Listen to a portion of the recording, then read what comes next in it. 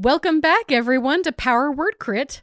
I am your Dungeon Master, Corrin, and today with me are... I'm Kayla, and I'm playing Celestine Peacechild. I'm Ander, and I formerly played Kurt. Unfortunately, he perished last game. So sad. Yeah, it's a thing. And so Is he still not over it? Yeah, it's okay. I mean, there's a lot of history there. It's true. And so we will be introducing a new character today, Wesley Eldridge, who we will meet later in the episode. And I am Ashlyn, and I am playing Izzy Welkenmov. And David, unfortunately, couldn't be with us today. We miss him, and we promise that he will be here next episode. Just to recap, last episode continued the fight at the Sanctuary of Chantea. It got really dire for a moment there.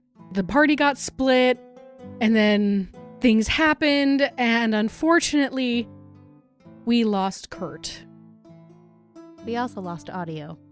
We also lost audio, which is unfortunate. Yeah, it was about halfway through or so, and we just realized that it was just like, oh no, it stopped recording, and like at a really critical point. Mm-hmm. It was very saddening. It really was. Yep. I think that's why Kurt's death made me even more depressed. Right. Yeah, unfortunately, happened off camera. Yeah, unfortunately, we missed the first two fails, and we realized right before the third fail. Unfortunately, we lost Kurt in the foray, but fortunately, Usarker managed to persuade the people inside the sanctuary that it was safe to come out, and quickly, once they unbarricaded the doors inside, they quickly came to your guys' aid, and was able to save Izzy and Celestine. They took care of the Dragon Claw for you. But unfortunately, they could not save Kurt. You guys then made it back to the keep, to which Governor Nighthill opened up the doors for you guys, and that is where we will begin. And there is also no Madame Mondoff and her followers in front of the keep anymore, right? Correct. The siege, there's nobody in front of the keep at all. Interesting. We had seen them kind of marching off into the distance, I think. Yes. Well, we saw a small group of them. I don't know if we saw all of them. Can't remember now. It was torches in the night. It's dark. It's true. You saw people going to the southeast. That's all you really know. Governor Nighthill is limping. His hair is frizzled because he got hit by some lightning blasts. And he goes, You made it. You made it. How many were in there? Were you able to save them all? I'm looking back at the ragtag group we've got back there, and I'm not sure how many there were to begin with, so this many. Yeah, and there's about 40 to 50 people behind you. This many. We did lose one, though. Who did we lose? Kurt, our partner, our adventuring partner. Oh no, I am so sorry. And we're carrying his body into the keep. He looks down at the body, and he goes, "Oh no, I am so sorry." And Izzy's just crying. He beckons over to one of the guards and says, Go get a clean cloth. We'll wrap him up, and we'll take care of him. We'll take care of his body." If I could speak to you about that, sir, I'd really appreciate it.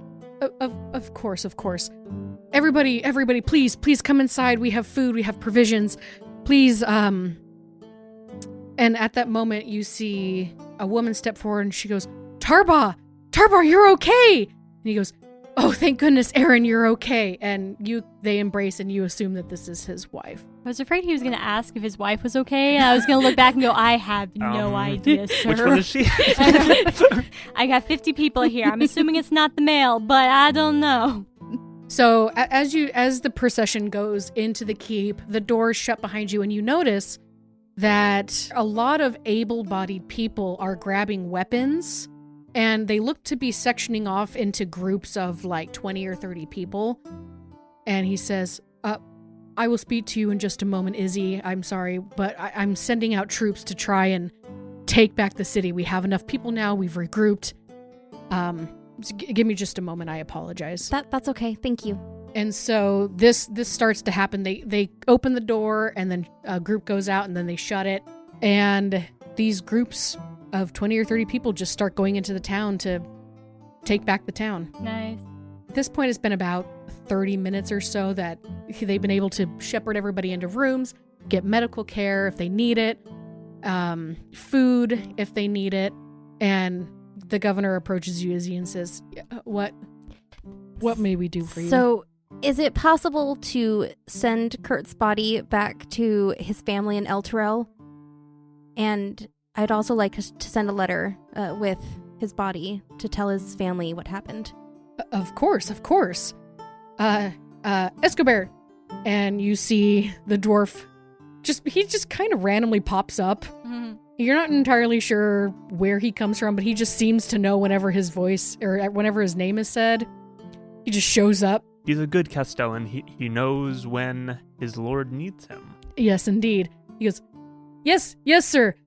Please get this woman some paper and some ink and as much as you can find. He goes, yes, sir. And then he skitters off to go find you some provisions. And while he's doing that, Izzy will kind of just wipe the tears from her eyes and start to think how she's going to say this to the man who basically raised Kurt when his own parents passed away, and how he's going to explain to his aunt Deidre, who loved Kurt as if he was one of her own sons, and just trying to control my emotions in how I'm going to basically break their hearts with this information, and especially since I don't have any good news about Jaden. But I will formulate what I'm going to write to them as I wait for Castellan Escobar to return. All right, it takes a few minutes, and Escobar does return, and he gives you a stack of about 20 pieces of paper, and he says, "This is all we have right now. We have very, very little ink, but if you need maybe magic ink, maybe we could find somebody." I think this should be plenty. It's not going to be a very long message, but thank you so much. Let me know if you need anything else. And you can see that they've put Kurt down with the rest of you see that there is a corner full of sheets. They kind of put him off a little bit to the side, so he's still in the group, so people know that this is unfortunately a deposit of bodies. But they do put a sheet over him, and it looks like it's a very crisp white sheet. Okay. Izzy will take the next 20 minutes writing this letter, and she might use a couple of sheets as she tries to pen out her thoughts and keeps changing her mind on what things to say. But the eventual letter is addressed to Master Malachi and Madame Deidre Prazio. And it reads, "By the time you receive this letter, I'm sure you'll have heard about the attack on Greenest by dragon cultists. Kurt and I did our best to fight against these villains to help rescue the townspeople, but at the cost of Kurt's life. I know it is a small comfort, but please know that he fought bravely to the last moment.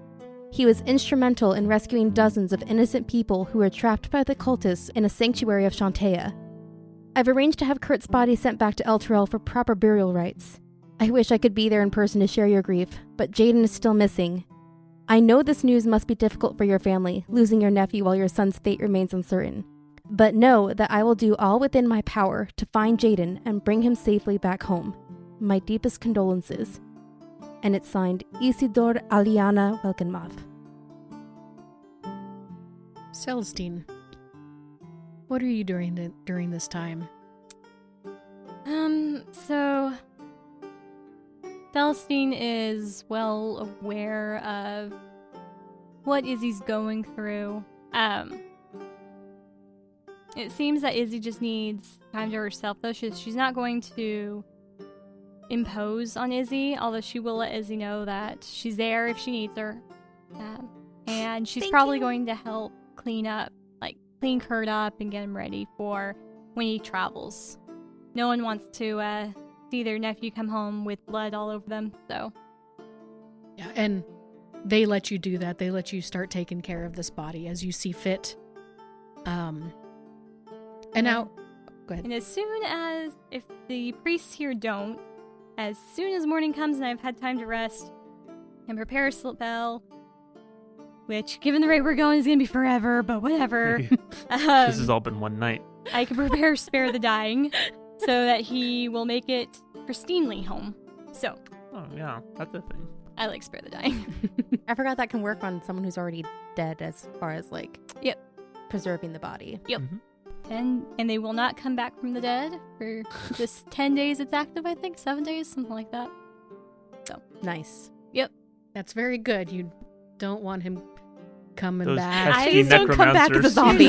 Those pesky necromancers that just litter the fields of green mist. zombie, I would be very sad. There's a couple of adventures that have happened where, if you don't bury the dead properly, and deep enough, they kind of come back, so. Oh, If you don't bury the dead come to bury you. Yeah, that sums it up. That would be a heck of a That's a surprise to Comic. run into Kurt again. Oh my gosh. As that'd a be zombie, terrible. Kurt. Oh no. Mm. That would be very Yes, Spare the Interesting. Dying in the morning. Celestine, as you're cleaning the body, you see a younger girl. She looks about to be 18 or 19. She comes out of the room that you remember where they took Usarker when he was unconscious. And she's looking around and she's looking extremely, extremely panicked. And she's like, "Help, please! Somebody help, please! I don't know what's wrong with him. Please!" I'm gonna put my stuff down and go over and what's the matter? My friend, he was. I found him unconscious, and when I brought him to the keep, but every once in a while he kind of twitches. But but just come here, please. Okay, in my mind, I'm like, okay, we're gonna hope he's alive, but, in my mind, I'm like, dead people can twitch. We'll see. Oh. So she quickly leads you in there, and you can tell that she has pretty much not left this room. Also, just so you guys know, the keep, there are portions destroyed of this wall. It is gosh. still, there is still a wall, but There's also sky. there are huge chunks of just rock that fell inward when, Lenathan started attacking. And so there's like huge cracks in the center of the keep that like the foundation is cracked itself. Ooh, it's gonna be a major project after. Yeah. So like there's sections of the keep itself that's like, well, you can get up this way and you can get up on the other side, but you can't go across because there's just a chunk missing. It's still fortifiable. It's just a mess. Yeah. It's a bit of a parkour challenge to Yep. get around. Yep. So she leads you around some of the chunks that people are trying to move away, and she leads you inside, and you walk in and you see that there are some makeshift beds. There's about 5 on each side, and Usarka was on the one on the very end. If you're looking into the room, it was on the right. Mm-hmm. And you see someone on the third bed on the left, the third furthest away. Okay. And it looks to be a young man, and he is twitching, and his eyes are open. Oh, okay. They are open so wide that you're kind he's of not dead. Okay, got it. very well. He's And twitching. I'm assuming the eyeballs are slightly moving a little bit. Maybe that's a bad assumption to make. yeah. So Okay, you would I'll get closer. You would have to get closer. I get closer. So you get closer to him, and you see that yes, his chest is moving up and down, but it's very shallow. It's very quick. And this girl says, "Please, can you take a look at him? He was cold, and now he's burning up. I don't know what's wrong with him." Yeah, I'm taking charge, and what on earth is wrong with this fella? All right, go ahead and do a medicine check. 23. Ooh. All right, so I rolled really well on that one. Yeah. Which is good because I am very curious. What is wrong? That That bodes is well very for the good. night. so you take a look at him and you start touching him, and he is hot, like almost you stick your hand on a gas burner hot. Like he's on fire. That's not healthy. So, Nor is that normal. Nope. So as you touch him, all of a sudden, you see his eyes look at you. And then we're going to fade to black. And we're actually going to go back in time a little bit. We're going to go back in time to just a little bit before sunset. Mm-hmm. The sun is close to setting. People are milling about. And we kind of close in on a shop. You see the keep in the background. The shop is fairly close to the keep. And we go inside this shop and we see a young man who is finishing bagging some items for a customer. The customer hands over some coin and says thank you and walks out. An older man, after a few moments, comes out from the back room and puts his hand on the shoulder of this young man and says, "Son, I'm proud of you. Carrying on the family business. You're going to be great, son. Ander, please describe your new character." So, as the camera turns and sees this young man, he is only a little bit older, a little bit taller than his father, who is not a tall man, but he is thin of frame, and he has the shock of red hair that is bright and fiery, and curls down to about his ears. He is neatly dressed, but wears long sleeves, and even gloves and a high collar and a scarf, even though it doesn't appear to be very warm in this area, very cold in this area at this time. And he has sharp green eyes, and he has a rakish grin every once in a while, although he seems to be the humble shopkeeper's son at the moment, and the good son. Yes, thank you, Father. I'm trying to do my best. You know how it is. I know you will.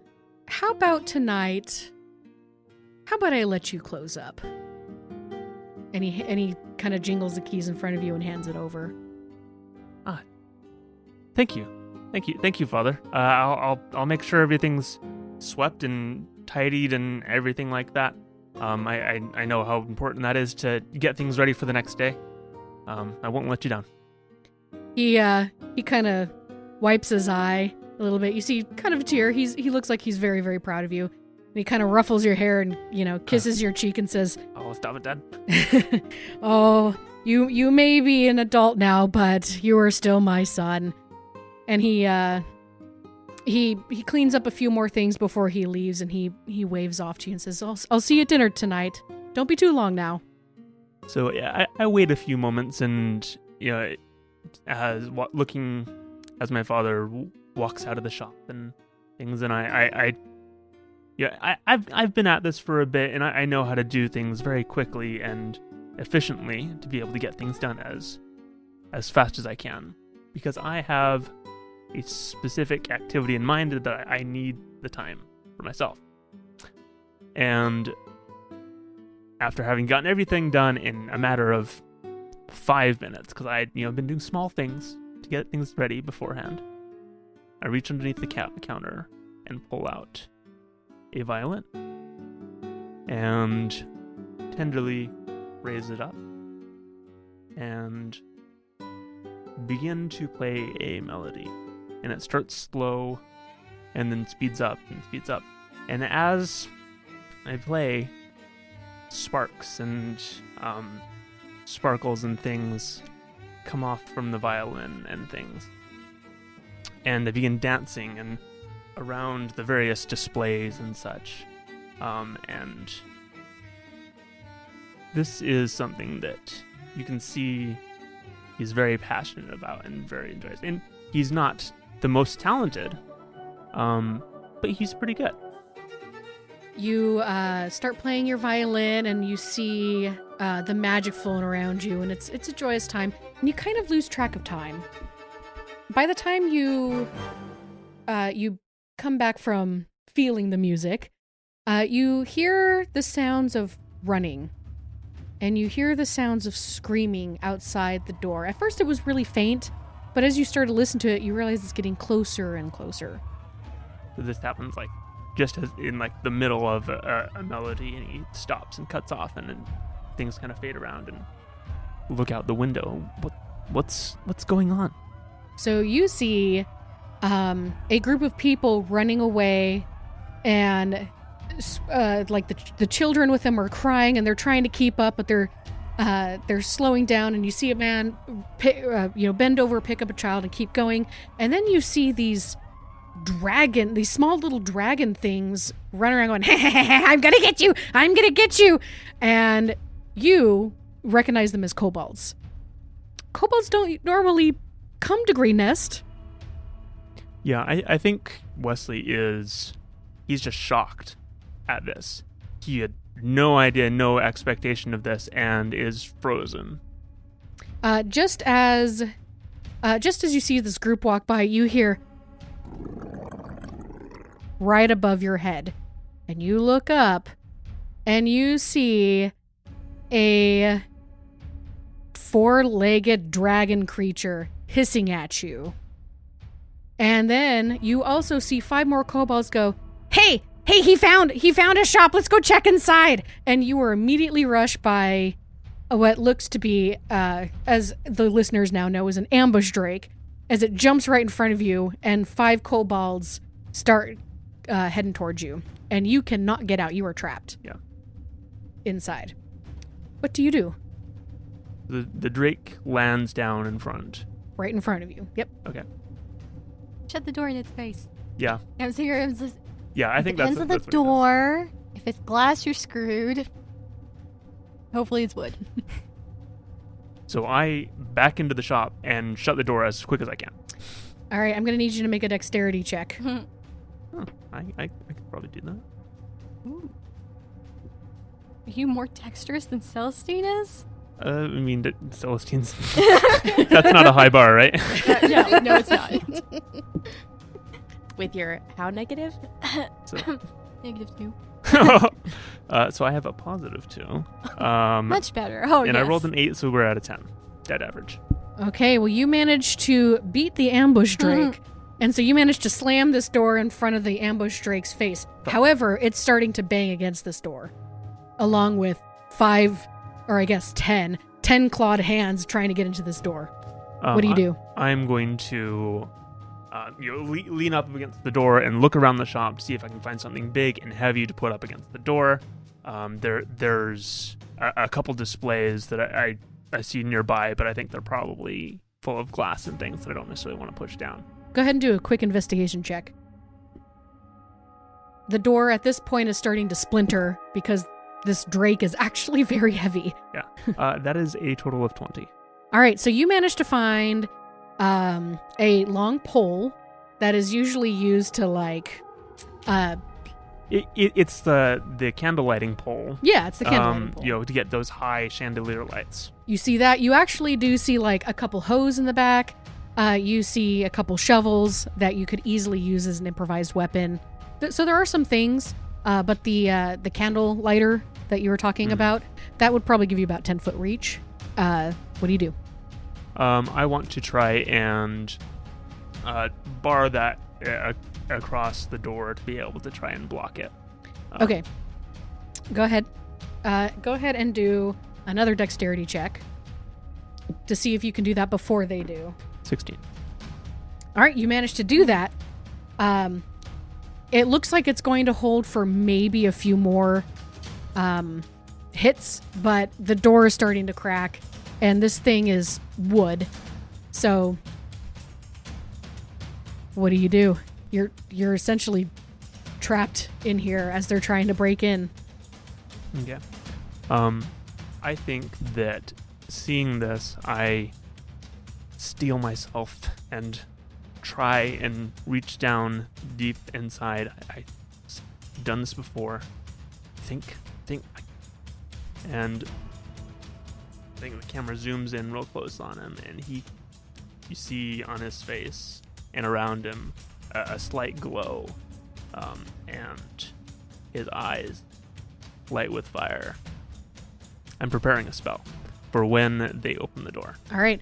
So you hear boom, boom, crack, boom, crack, crack, crack, crack. and the door shatters, and the pole that you put in the way also snaps, and this ambush drake comes in and starts lunging at you. As it leaps into the air, I want to cast Firebolt. Okay. So Nice. from my eyes and nostrils and mouth, we see this burst of fire. Is that a ranged attack or is that a saving throw? The ranged spell attack. Okay, go ahead. Total of 21. That hits. Go ahead and roll damage.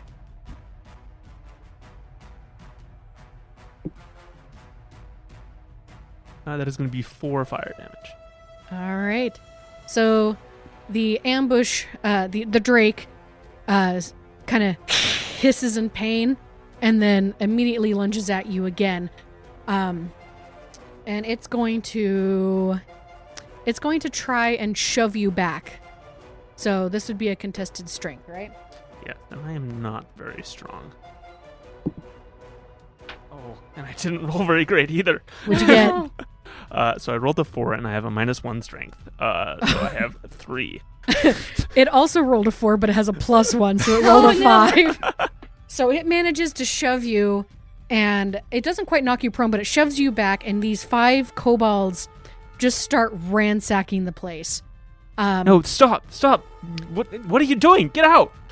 Shut up, youngster. This has nothing to do with you. And they just start grabbing the glass. They start grabbing shiny things. They start grabbing other things. And then you see one of them grab an object with 3 gold bands around it. And at that, my heart just goes cold. And then it goes blazing hot. What do you do? That I cannot let that leave the shop. It is something that my family has guarded for generations. And just yesterday, on my 18th birthday, I had been in a somewhat elaborate ritual, been bestowed as the keeper of said object. It is a what looks to be a large tooth, about like the length of a forearm, and it has many carvings on it, and as you said, is wrapped by these 3 golden rings. And with that, the fires within rage out, and I cast another spell. Okay. I'm going to cast Sword Burst, Okay. and this is a dex save of 13, and so, and I'm gonna flavor this as flaming swords. So a burst, for a moment, this burst comes out from me, and a circle of spectral blades sweep in a fiery circle. Okay. Each creature within that range must succeed on a dexterity saving throw or take 1d6 force damage. Okay, so how much, how far away? Sorry. It is 5 feet away. Okay, so you could probably get the drake and 3 of the kobolds. Okay, that works. So, okay. Gotta roll some dice. Hold on. Yep. And you say the DC what? 13. Okay, so the first kobold passes. Second passes. I'm rolling really well, sorry. Yeah. Fourth passes, that's a 20. And then the drake... 14? 13. Okay. Sorry, they all pass. That's okay. No. Wesley's just unlucky. I am so sorry. Don't worry, all my rolls will be really bad after this, I promise. So they all manage to see what you're doing, and they start jumping out of the way. These things are like, whoa, this guy is serious. Get him. And so the drake pounces on you, and it's going to try and knock you down. So this will be another strength check. I told you my rolls were going to be bad after this. Oh no. I have a 9. I got a natural 1. Oh, okay. So a 2 total. It jumps at me, and I manage to shrug it out of the way. Uh-huh. And it goes behind me. All right, so... Okay. I'm not even going to roll anymore because I just rolled a natural 20. Okay. So you jump out of the rear, and you're like, ha! I did it! And then you feel something really heavy connect to the back of your head. And you are instantly down. And then you hear and then you feel something else smack your head again. And you don't feel anything anymore. You feel nothing. You see nothing. And then all of a sudden, you're standing back where you were. And you're staring, watching these kobolds as they ransack this shop. But you can't move, Wesley. Your feet are like stuck to the ground. But you look down to see what's keeping there, and you see you. Eyes half lidded, and your body is staring back at you. And in that moment, you realize you're dead. Well, maybe. You don't see a tunnel, and you don't see a light at the end of the tunnel. In fact, you don't really see anything else. You're just your feet are just stuck in your body. What do you do? Well, as any reasonable person would do, I scream and freak out a lot. And try and pull out my feet and do anything and everything I can to get out and try and stop the kobolds and things, but all to no avail, I assume. Unfortunately, all to no avail. Every time a kobold comes by and you try to grab him, your arms just go straight through him. And you can't detach your feet from your feet, and it's a weird sensation because you feel nothing and yet you could feel you're attached. And you watch helplessly as these kobolds and ambush Drake just ransack this store. And then you see one of the kobolds holding that object. That, what did you say, was a forearm length? Yeah. Forearm length object with 3 gold bands around it. It's a really big tooth-looking thing. Big tooth-looking thing. You tried so hard to protect. And as you see the kobold start to leave, it twitches in its hand. The kobold looks down, confused, shrugs, and then starts meandering her way towards the door of the shop again. The object twitches again. And abruptly, you see one of the golden rings snaps off and hurls in your direction.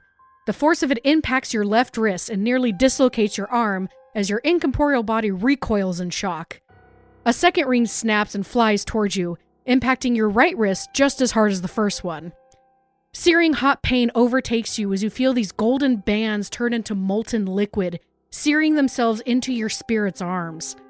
You look up just in time to see the third and final ring snap. It impacts your throat, and you fall backwards. You and your spirit form brace for an impact, but you don't feel it.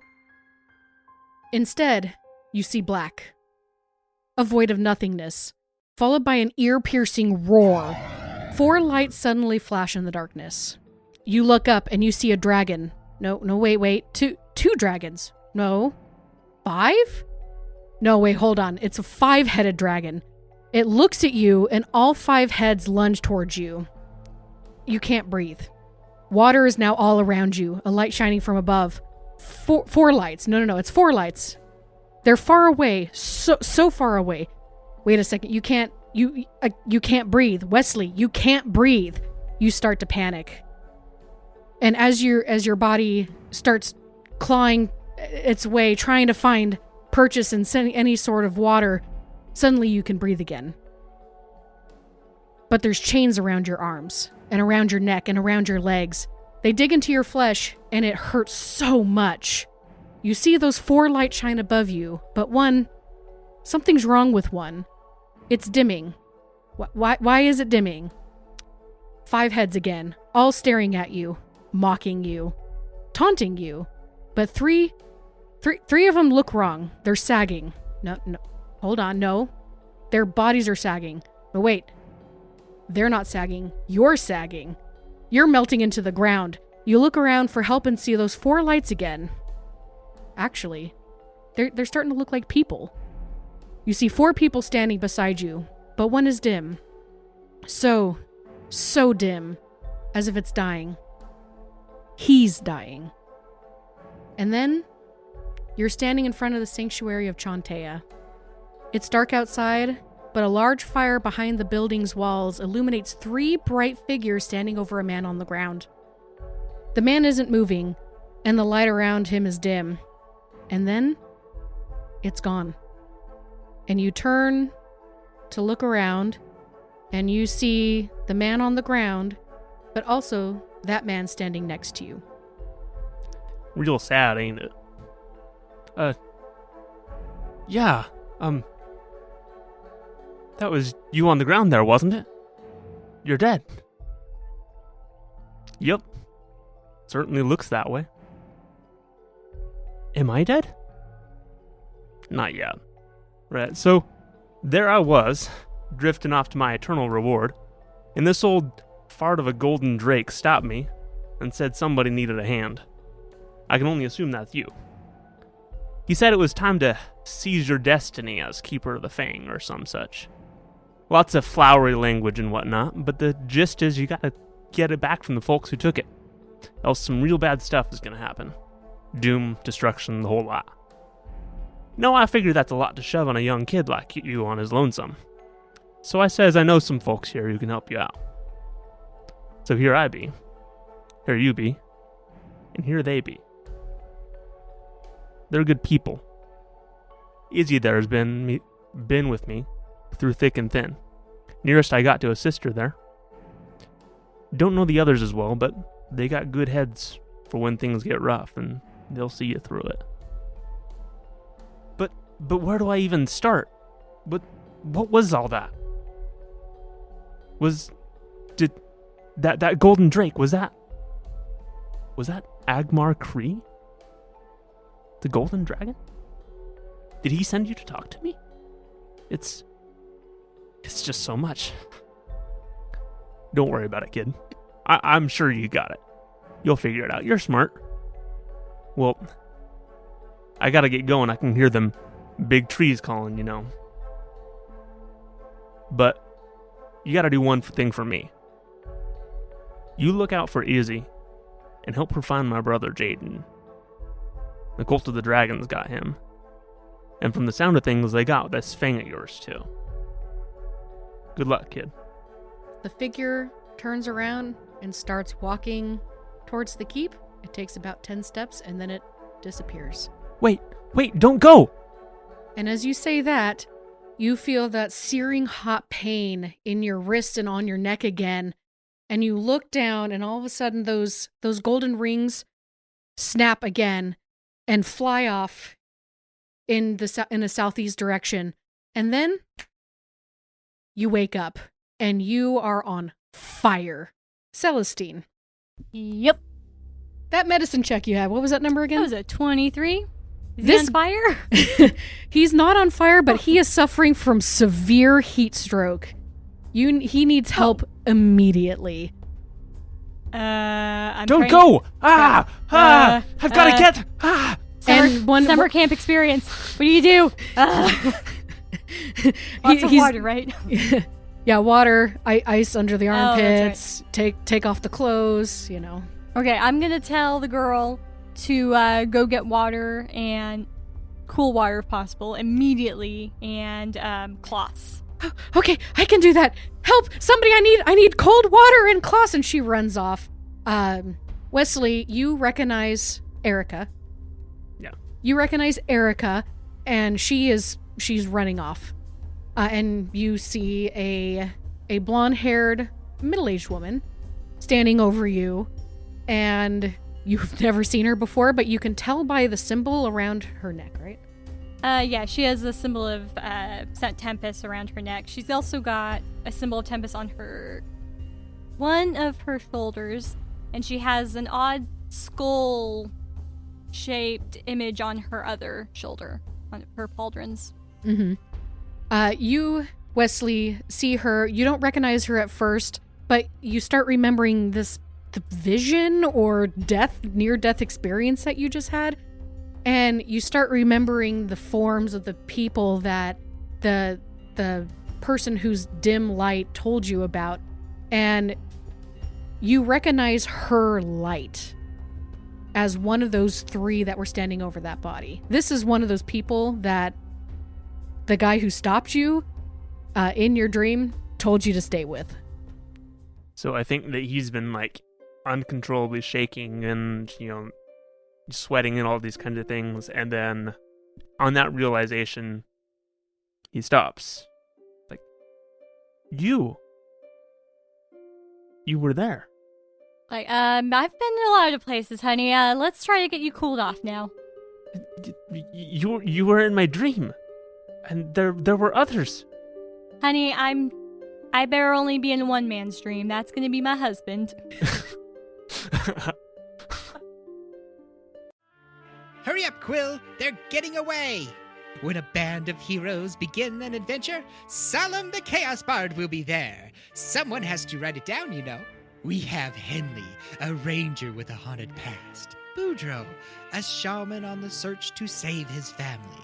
Lila and Garatha, two people in a struggle to find peace in one mind. Roscoe, ready to blaze a trail and prove his worth. And Fenrir, who is looking for his big story to be a part of. And we are here to tell it, Quill, in Tomes of the Chaos Bard, a family-friendly, fantasy-focused actual play podcast with original songs and music. Come, join us as we unroll the scroll to tell the tale. Solemn am I, clever and sly. Solemn the Chaos Bard. Hi folks, Ashlyn here with a quick announcement. From everyone here at Powered Crit, we want to thank you for listening and supporting the show. And just like adventurers who sometimes need a little help with fighting the BBEG, we need your help too. By telling your friends about Powered Crit, not only will it give you a DM inspiration, but it'll also help me, you, to level up to 20. So, here's the plan. Between episode releases, each person who tweets about the show and uses the hashtag PowerWordCrit will give you a shout out in an upcoming episode. Thanks, and on with the show. So Izzy, you see, as you were writing this letter, you do see Celestine following a panicked girl, and then the panicked girl coming out saying, "Help! I need cold something! Someone please help!" What do you do? So I haven't actually finished writing the letter at this point? At this point, you would have, yeah. Okay. Maybe I'm just cleaning up the mess I made because I had, crumpled up a few papers that were horribly, awfully written. Like, I totally misspelled things. Drafts 1 through 7. Right. Yes. Izzy is just distraught. And she's going to hear this plea for help, and she's going to get up and try to take a deep breath and approach her and say, yes, there's what's going on? I need cold towels or ice or something. My friend, he's being treated by a cleric, but all right, let's go find Escobar. Can I see Izzy through the door? You can see Izzy through the door. Yeah. Izzy, water, ice, rags. All right. I think you've got a good head on your shoulder. I know you'll be fine. I'm gonna go look for Escobar. Hello. Did you need me? I just think his name, and he appears, and he was like right behind you the whole time. I mean, that's not creepy at all. No, not at all. He's the Castellan. It's his job. Yes, Escobar. Could you help me get some towels and some cool water and ice? Apparently, there's someone in the infirmary who desperately needs it. Of course. I'm right on it, and I'm going to follow him because I'm going to help him. All right, so he immediately does. He immediately starts wandering off. You follow him. This girl also follows you, and she says, "I'm so sorry. Normally I don't panic, but I don't know what's happening to him. I saw him unconscious." I'm going to put my hand on her shoulder, and I'm like, "It's okay. We're going to help him." Okay. And after a few minutes pass, you manage to grab a bucket of ice and quite a few towels that have been wetted and cold, doused cold, in the ice bucket. And cold. I don't know. Someone may have done like a ray of frost on it to cool it off. Who knows? Magic. Is that a cantrip? Magic. I hope it's a cantrip. Frostbite? I don't know. Frost is, I think. Yeah, it is. Okay. Yeah. So they don't do be that. wasting spell slots on this. Yeah. Yeah. Somebody did frostbite or ray of frost. You're not entirely sure, but somebody did it. I'm not very magical. And you walk in to see a young boy about 18, 19 years old, and Celestine, trying to calm him down and things like that. Mm-hmm. And all right, I'm going to take the bucket and thank you, Escobar. And no problem. And then he rushes out. All right, and I will approach Celestine with the bundle of wet cloths and the ice water and I will say, what do you need? How can I help? Like, okay, I need you to cool him off. You need ice. Put a cool rag on his forehead. Put some ice behind his neck, under his arms. I'm going to take the cloths that have been soaked in the ice water, wring them out a little bit, place them on the young man's forehead, under his neck, probably in the armpits, and on his wrists, his ankles, any of the pressure points that I'm aware of that are most sensitive to hot and cold, to help cool him down. And any extra cloths that I might have, I'll just drape them wherever, like his stomach or his legs, arms, whatever, and kind of switch out the cloths as needed as they get too hot and need to be reapplied with cold cloths. Okay. So this, Wesley, the coldness feels real good. Yeah, right. You didn't realize you were burning up until you woke up? Yeah. And pretty delirious and such, I bet. Also a symptom of heat stroke, I believe. Some hallucinations. He's babbling about some vision quest or something. I don't know. I've got to go to the southeast. The bands told me. Were they heavy metal bands? Were they rock bands? Anyway, so about an hour passes and the fever and you start to cool down and you feel much better. During this time, you guys see the keep doors open periodically and you see more people being shepherded inside. It looks like what's happening is that Governor Nighthill is, again, sending out these small troops to grab people, to bring them back, to find more able-bodied people, to send them back out again, to take back the town. After a couple hours at this point, the governor walks in and he goes, "Oh, there you guys are. I wanted to give you an update since you've helped so much. Usarker's been helping us deploy and strategize and everything. He's good at that, I've noticed. He's very, very good at it. He's helping us deploy and send out troops and things like that. I just wanted to let you know that it looks like the vast majority of the cult has left. And it looks like once the siege left that they've been slowly, we've either run them out or they've slowly been leaving. And at this point that you guys know, it's about 2:30 a.m. Oh, it's been a long We are day. tired. Oh, it's been a long day. It's been a very long day. Yeah. Long night. Yeah. You also see a bunch of very strong men and women grab a portion of the wall that's just right in the middle of that common area, that outdoor common area, and they heave it up and they're trying to move it so it's not blocking, flow of traffic because it's really in the way and it's starting to get real crowded in here. He says, even though they're leaving, we don't know if they're coming back, so we're trying to bring people inside just in case.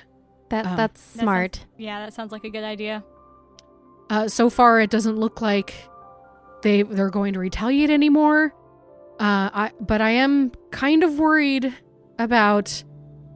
I don't know. Did you meet a champion at the sanctuary at all? I mean, there was this really mean jerk who killed Kurt. Yeah, he was called the Dragon Claw? Was that what he called himself? But he didn't say champion. No, Leosin called him Dragonclaw. I don't know if that was his name, though. But no one said anything about champion, and we definitely didn't see Lady Mondoth. I'm worried. I don't know if we should let our guard down, if we should send people back. I don't know what to do. People should probably stay the night. Just find a place to bed down. You should probably have some guards out just in case. Also, could I get some healing? I'm still feeling really hurt. Oh, of course. I think we've got some. That. I think we've got some health potions still. Hold on. Still at 1 and hit point. And he says, "Oh no, We're quite the pair." And he says, "Escobert, yes sir." Oh my gosh, I love And Escobert. he's just like he's in front of the governor at this point. He's not teleporting, but he's just there. Are you sure he's not teleporting? You're not sure? You want to do an Arcana check? No. Okay. Who knows at this point? He goes, yes, sir. Do we have any other health potions left? If we do, please grab as many as you can and bring them here. And he goes, yes, sir.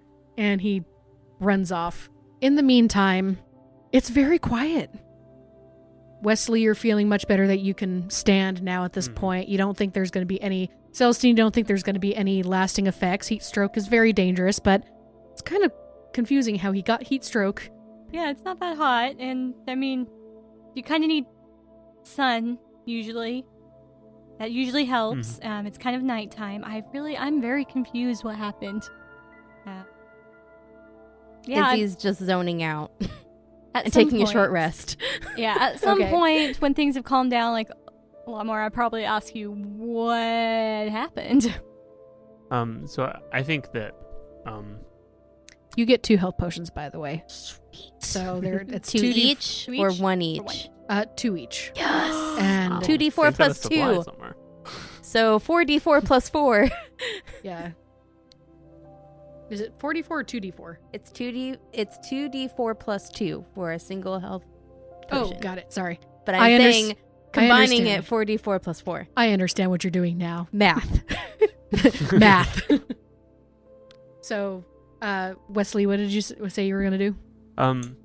Yeah, so I think that he had been, sitting on the bed, and Buttercup was nearby, or Erica, Buttercup, that is her name. Wesley and Buttercup, yes, I did that. I love it. Yes, you did. But and he's like, oh, thank you, Erica, yeah, for getting me out. I don't know, I would have died. I thought I had died. She immediately launches herself at you and wraps you in a big hug, and she said, I didn't know what was going on, and Mom and Dad, they didn't make it, and I couldn't lose you I'm too. sorry. It's okay now. They're gone. Okay.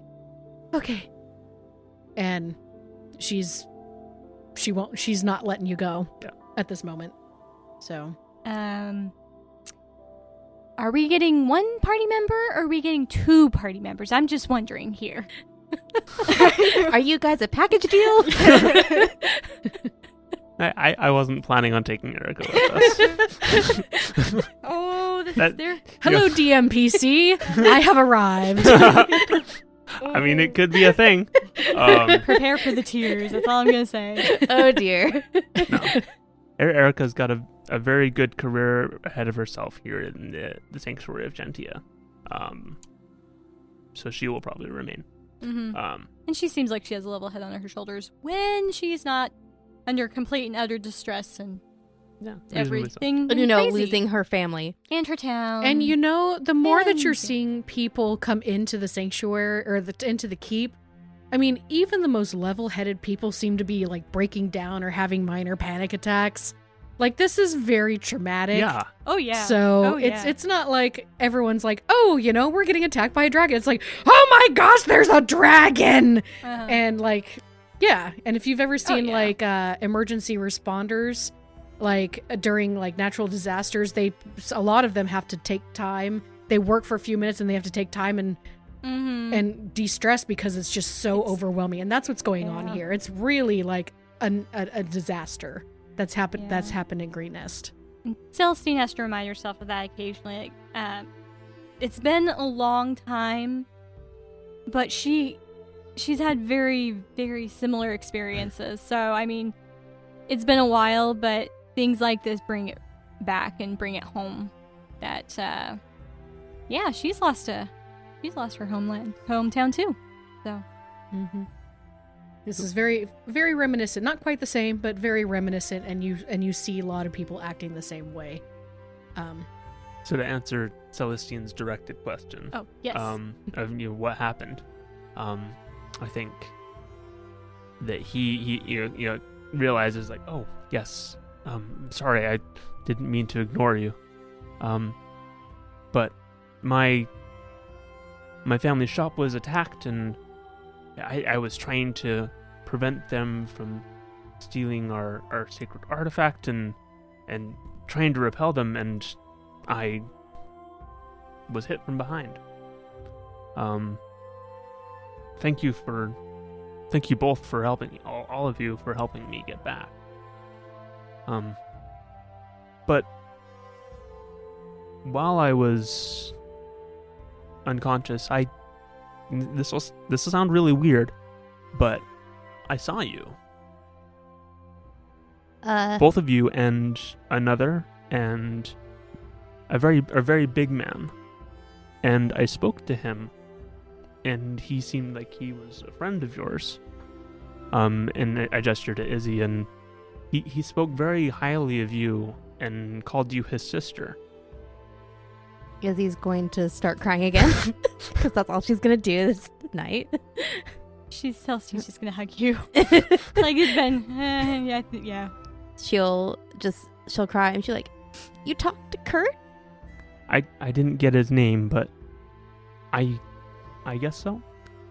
He had a lot to say, and gave me a message from Golden Dragon. Yeah, weird, I know. Yeah, but I don't know what that is. But I have something that I need to do, and Kurt said that I can help you, and you all can help me. I need to get back the Fang of Agmar Cree. It's a legendary artifact that my family's been taking care of for generations. It's something that we don't advertise, obviously, but it's really important. And on the first night of watching over it, I lost it. Those kobolds took it, and I really need to get it back. Otherwise, Greenus is in for a heck of a lot more trouble than it's already had. And I'm supposed to help find a brother, Jaden? You really did talk to Kurt. And Izzy stops crying.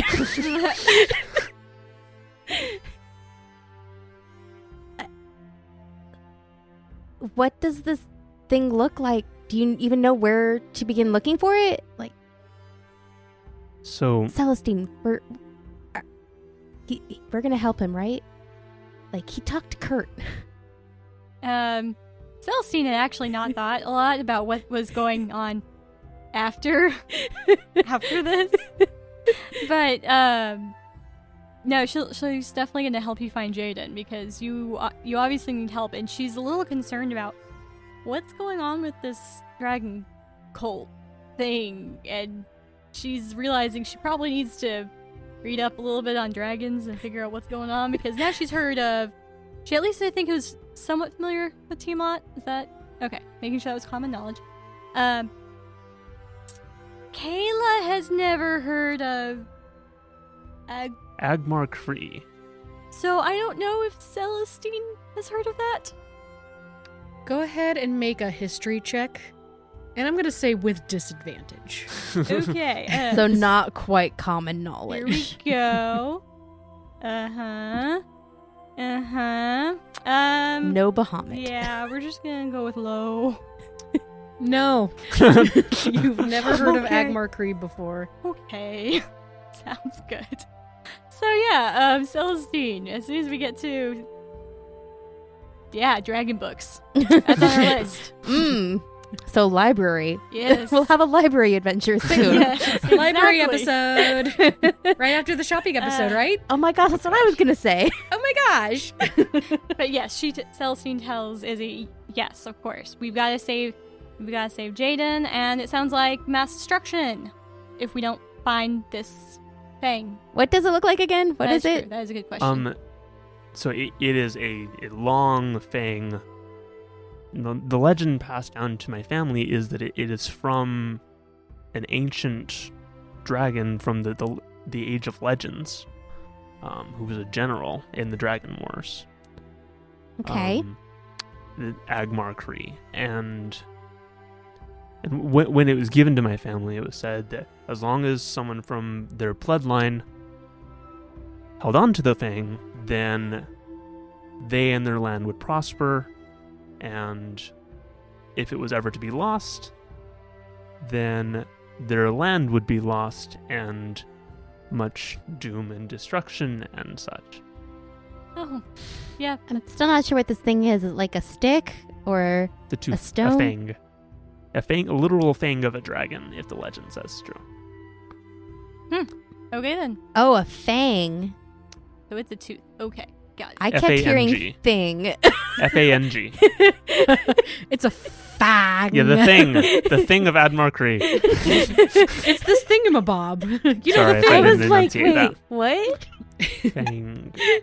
As you guys are discussing this, about another hour goes by. It's about 3:30 in the morning. Oh my.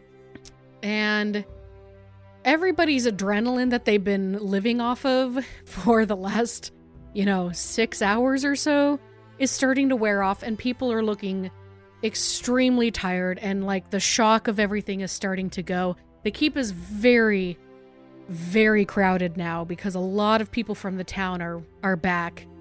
And as you start thinking, okay, this is it. Everyone go ahead and make a perception check. All three of you.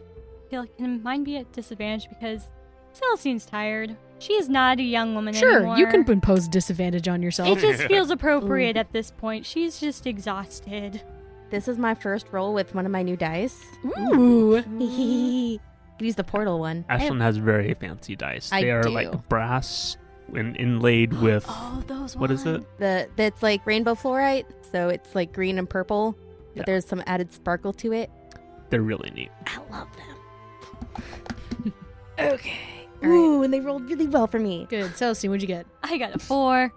Okay, Wesley. I'm thinking of that bed. It's like, I need sleep. I have a total of 20.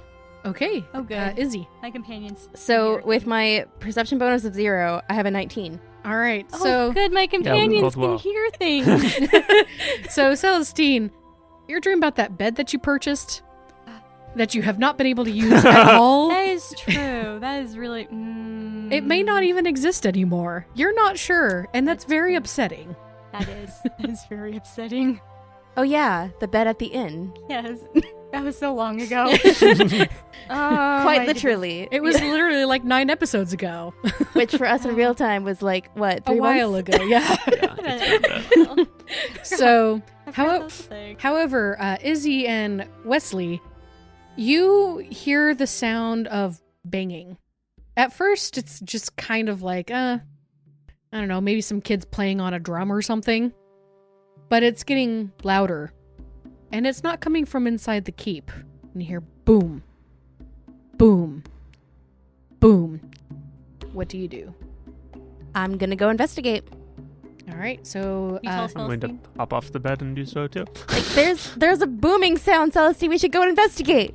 Erica, you stay here. Why You, to you- sleep? you have to stay safe. We can't sleep until we know for sure that the danger is gone.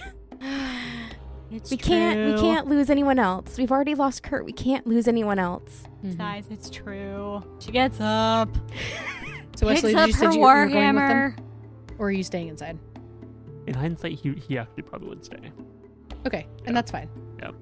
So Izzy and you managed to convince Celestine to get up. I need someone who can It didn't take too much. be my tank. Yeah. It didn't take too much to convince her, but yeah. As you leave the room, it's louder, and you notice that other people are kind of looking around like, what is that? And the sound is coming from the southeast. So you guys, well, what do you do at this point? Let's go It's getting to a louder. wall. So it's not like it's coming from at the keep door. It's coming from beyond So the town. keep door is facing west. Okay. It's coming from the southeast. Okay, I'm gonna climb up to the. Oh my gosh. Parapet up there. Yeah, or- the parapet. I Mhm. was like, that thing that we had a struggle saying. Perfect. Yes. The paraffin parapet.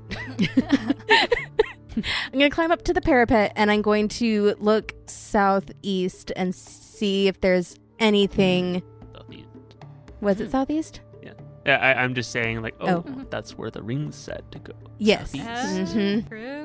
Yep, I'm going to look towards the southeast direction, see if there's anything that I can actually see that's making that booming sound.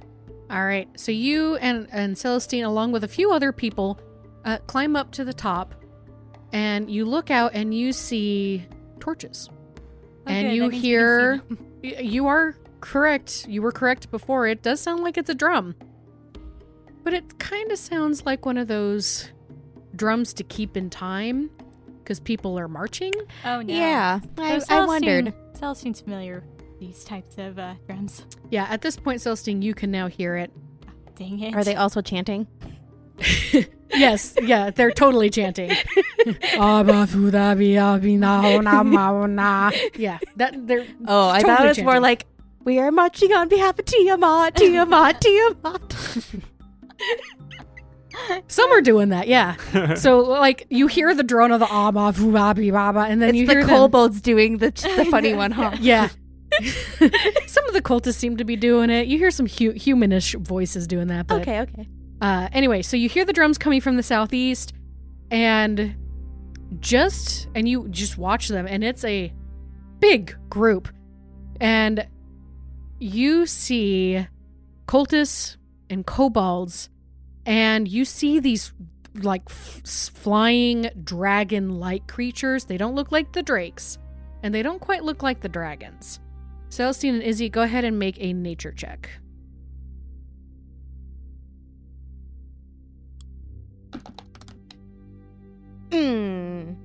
Not as good. 8. 8. Yep, I Celestine used got different 8. dice this time. Maybe that's why. 2. All right, You have you're to not commit, quite Ashlyn. you're not quite sure One what set of these. dice. Can't. I have to have 4. So you can't quite. You don't really know what these are. You've never really run into them. It's also really dark, but you can tell that they can fly because No. 4 of them suddenly raise their wings and kick off, and they fly over the keep, and you see that they're kind of this brownish color as they fly over, and they've got these long tails with stingers at the end of them.